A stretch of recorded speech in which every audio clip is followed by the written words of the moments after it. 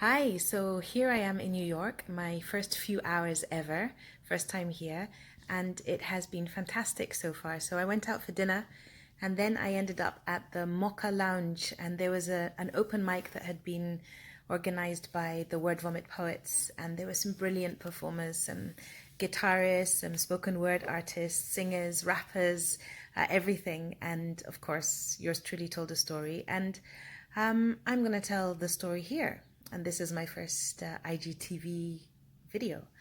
And the story that I told was the story of God and time. And I heard the story from Wajuppa Tossa about four or 5 years ago. And it's a story of when God first made the world. He gave out the amount of time that each sentient being would have.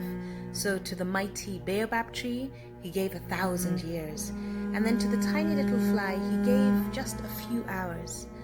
Time after time after time was given out until there were only 4 creatures left.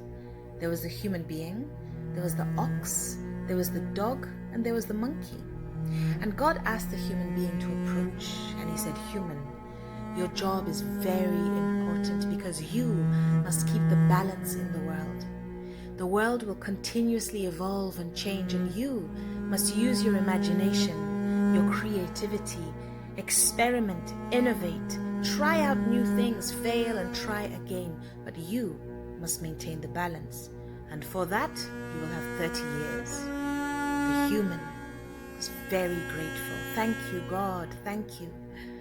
But then God turned to the ox and said, "Ox, your job is also important because you must help the human.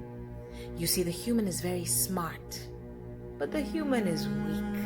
And there are some tasks that require physical strength, and that is where you come in. You will help the human with any of the heavy tasks that need to be done. You will have 30 years. But the ox, he thought, what? 30 years of hard labor? No, I don't want that at all. Please, God, I beg you, 10 is enough for me. And God loved his creatures, and so he agreed.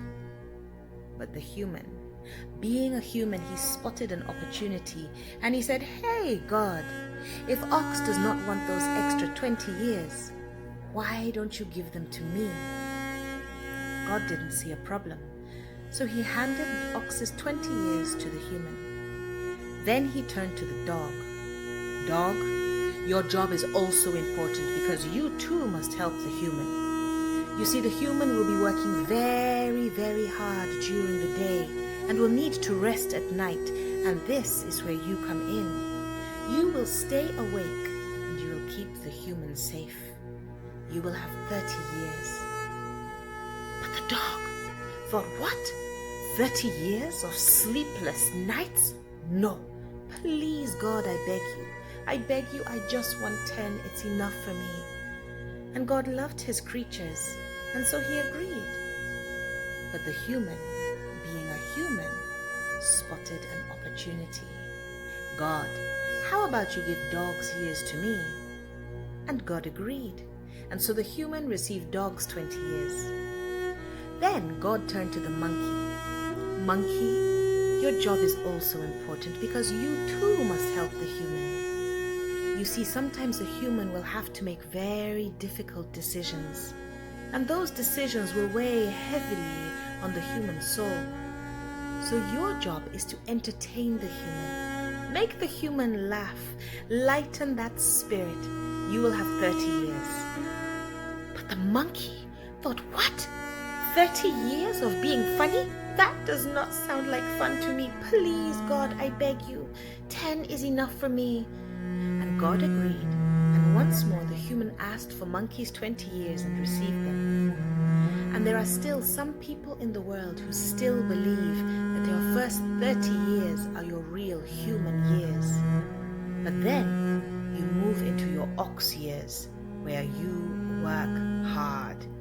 And then you move into your dog years, where you sleepless nights as you worry about the future, you worry about your children.